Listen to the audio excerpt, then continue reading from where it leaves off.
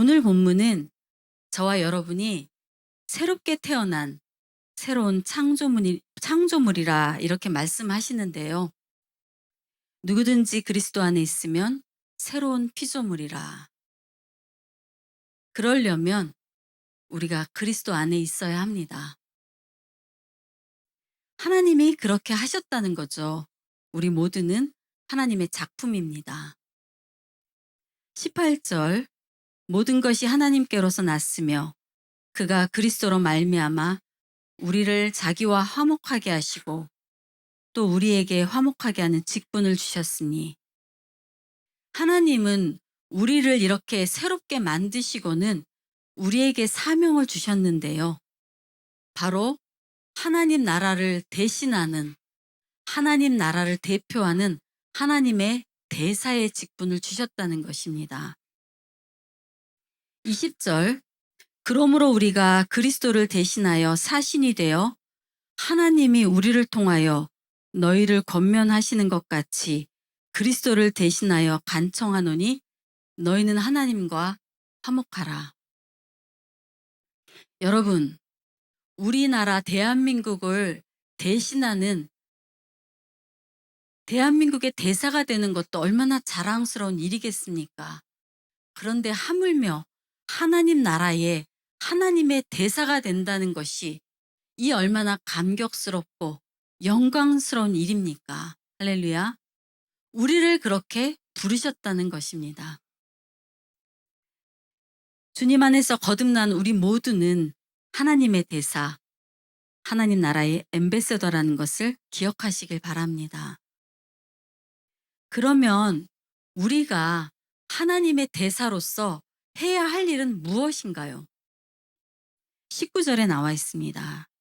곧 하나님께서 그리스도 안에 계시사 세상을 자기와 화목하게 하시며 그들의 죄를 그들에게 돌리지 아니하시고 화목하게 하는 말씀을 우리에게 부탁하셨느니라.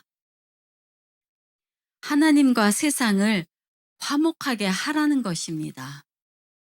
여기서 세상은 세상 사람들, 하나님과 불화하고 있는 사람들, 그들에게 화목하게 하는 말씀, 즉 생명의 말씀을 전하라 부탁을 우리에게 하셨다는 것입니다. 사도 바울 또한 우리에게 간청하고 있는데요. 그러므로 우리가 그리스도를 대신하여 간청하노니, 하나님은 우리에게 부탁하시고요. 사도 바울은 그리스도를 대신하여 우리에게 간청하기를 하나님과 화목하라는 것입니다. 여러분, 사실 우리 인생의 모든 문제의 답은 하나님께 있어요. 우리 삶의 모든 문제의 해답은 하나님과 화목하는 것에 있습니다. 여러분의 어떤 문제라도, 여러분이 짊어지고 있는, 여러분이 현재 안고 있는 크고 작은 모든 문제들의 해답은, 그 답이 하나님에게 있는 거예요. 여러분이 하나님을 그 문제에 한번 대입을 해보세요. 풀리지 않는 문제가 없는 것입니다. 해답이 되지 않는 문제가 없는 것입니다. 믿으십니까, 여러분? 우리가 살아가는 동안 우리 삶의 문제는 끝이 없어요. 고난의 연속이라고 할 수 있죠. 그런데 너희는 하나님과 화목하라. 하나님과 화목하는 게 모든 문제의 근원적인 해답이라는 것입니다. 할렐루야. 사랑하는 여러분, 여러분은 무엇 때문에 힘드십니까? 무슨 일로 어려우십니까? 하나님과 화목하세요. 저와 여러분이 먼저 하나님과 화목하시고, 그리고 나서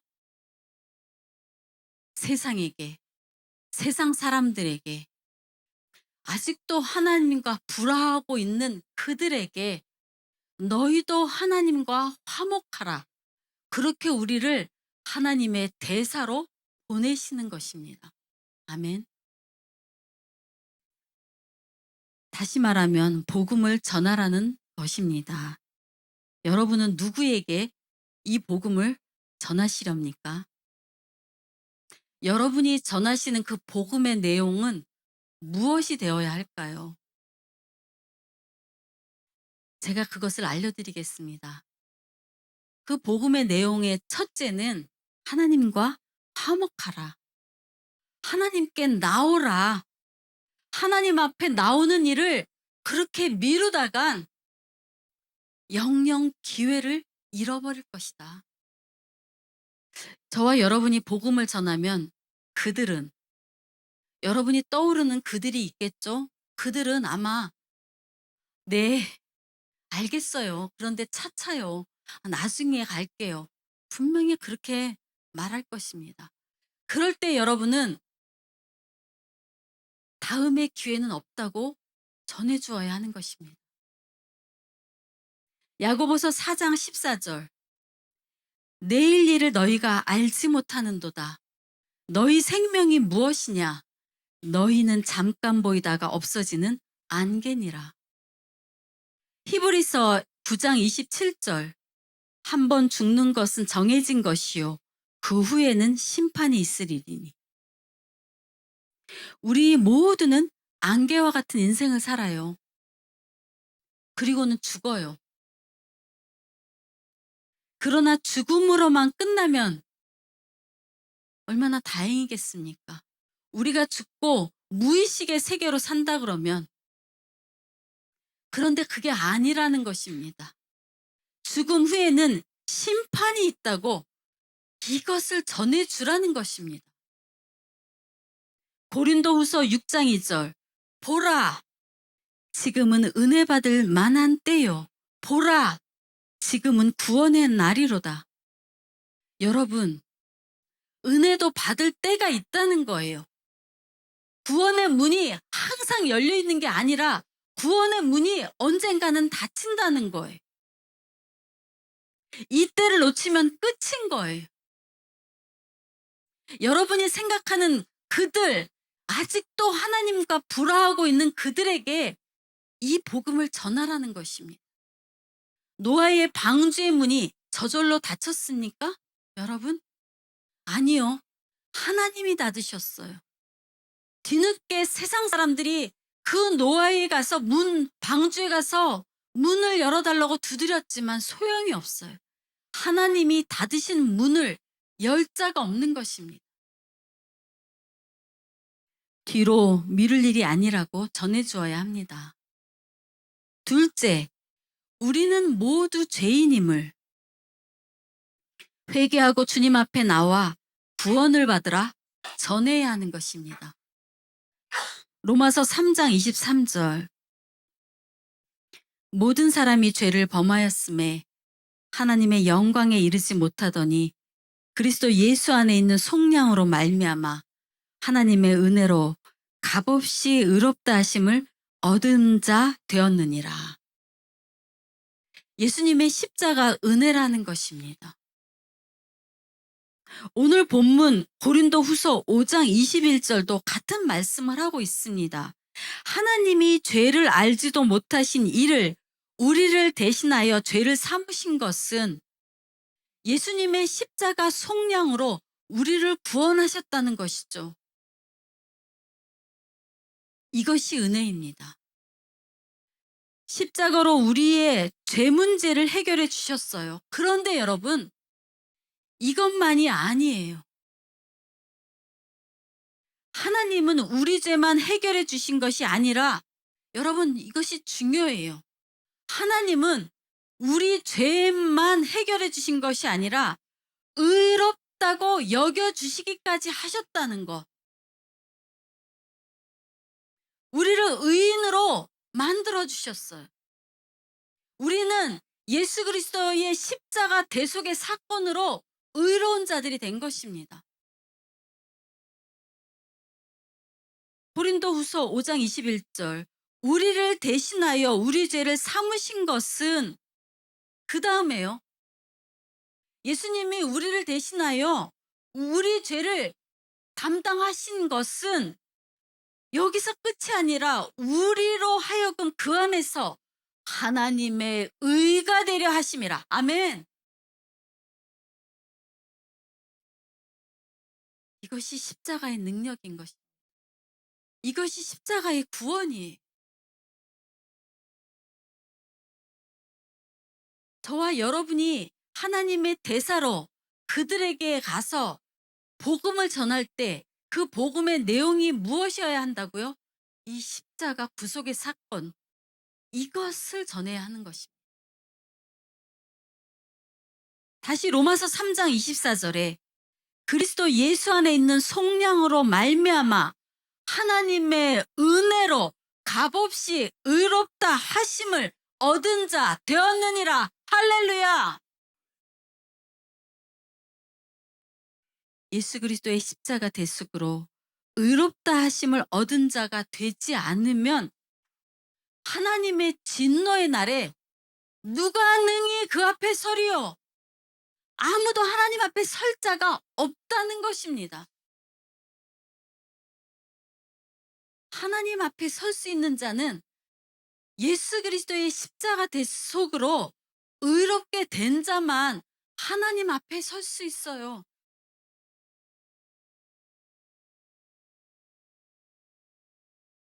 사랑하는 여러분, 머지않아 하나님의 진노가 하늘로부터 납니다. 로마서 1장 18절에 분명히 사도 바울이 기록했습니다. 하나님의 진노가 하늘로부터 나타나나니 심판이 있다는 것입니다.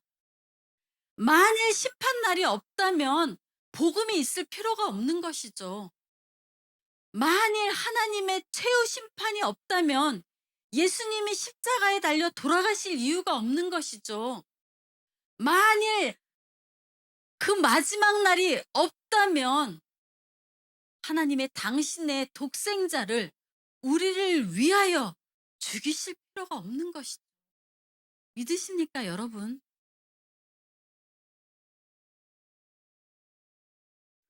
요한계시록도 이렇게 말씀합니다. 요한계시록은 장차 이루어질 말씀이죠. 6장 15절부터 17절까지 우리 함께 읽어볼까요? 15절 시작. 땅의 임금들과 왕족들과 장군들과 부자들과 강한 자들과 모든 종과 자유인이 굴과 산들의 바위 틈에 숨어 산들과 바위에게 말하되 우리 위에 떨어져 보좌에 앉으신 이 얼굴에서와 그 어린 양의 진노에서 우리를 가리라. 그들의 진노의 큰 날이 이르렀으니 누가 능히 서리요 하더라. 아멘. 땅의 임금들과 왕족들과 장군들과 부자들과 강한 자들, 이 땅의 권세자들이에요. 이 땅에서 떵떵거리는 자들이 어떻게 된다고요? 그날에 급하게 숨는다는 거예요. 불로 큰 바위에 숨어서 뭐라고 말한다고요? 산들과 바위들에게 말하되 우리에게 떨어져 보좌에 앉으신 이에게 가리게 해달라. 불에 들어가 숨고 큰 바위 뒤에 숨어서 어린 양에게 우리를 가리어달라. 그 진노의 날에 이 땅에 떵떵거리는 권세자들 부러워하지 마세요, 여러분. 하나님과 화목하는 것이 먼저인 것입니다. 그들의 진노의 큰 날이 이르렀으니 누가 능히 서리요? 하나님의 심판날에 누가 능히 설 수 있겠습니까, 여러분? 그러나 하나님의 진노의 큰 날에 우리는 의롭다 하심을 입었으므로 하나님 앞에 당당히 설 수 있다는 것입니다. 아멘. 이것이 은혜입니다. 이것이 복음이에요. 이것이 생명입니다, 여러분. 고린도후서 5장 18절 모든 것이 하나님께로 모든 것이 하나님께로서 났나니 모든 것이 하나님의 은혜라는 것입니다. 우리가 한 게 아무것도 없어요. 하나님이 다 하셨다는 거예요. 저와 여러분은 그냥 하나님과 화목하면 되는 거예요. 하나님이 다 해놓으시고 하나님이 다 차려놓으신 상을 우리는 나가서 먹기만 하면 되는 거예요. 하나님께서 자기 아들을 통해 이 일을 다 해결해 놓으신 것입니다. 할렐루야. 하나님은 이렇게 복음을 마련해 놓으신 후에 하나님의 대사들로 우리를 보내시는 것입니다. 가서 전하라는 것입니다. 이 생명의 복음을 전하라는 것입니다. 기회를 잃지 말라고 하나님이 부르실 때 나오라고 노아의 방주의 문이 닫히기 전에 하나님이 부르실 때 나오라고 그 생명의 복음을 전하는 저와 여러분 되시길 기도드립니다. 우리가 그리스도를 대신하여 사신이 되어 우리가 그리스도를 대신하여 너희는 하나님과 화목하라 이것을 전하라는 것입니다. 하나님께서 우리에게 부탁하신다는 여러분 이게 말이 됩니까? 명령하셔도 우리가 예 알겠습니다. 그렇게 할 텐데 우리에게 부탁하신다는 거예요. 간절히 간청하신다는 거예요. 내가 찾고 찾는 자를 나의 잃어버린 그 자녀를 너희가 가서 좀 데려와다오. 부탁하신다는 거. 당신의 아들을 통해 구원의 길을 열어놓으시고 우리 인생의 문제를 다 해결해 놓으시고 우리들을 통해서 그들을 데리고 와라. 귀 있는 자는 들을지어다. 결론을 맺으려 하는데요. 여러분은 하나님의 대사입니다.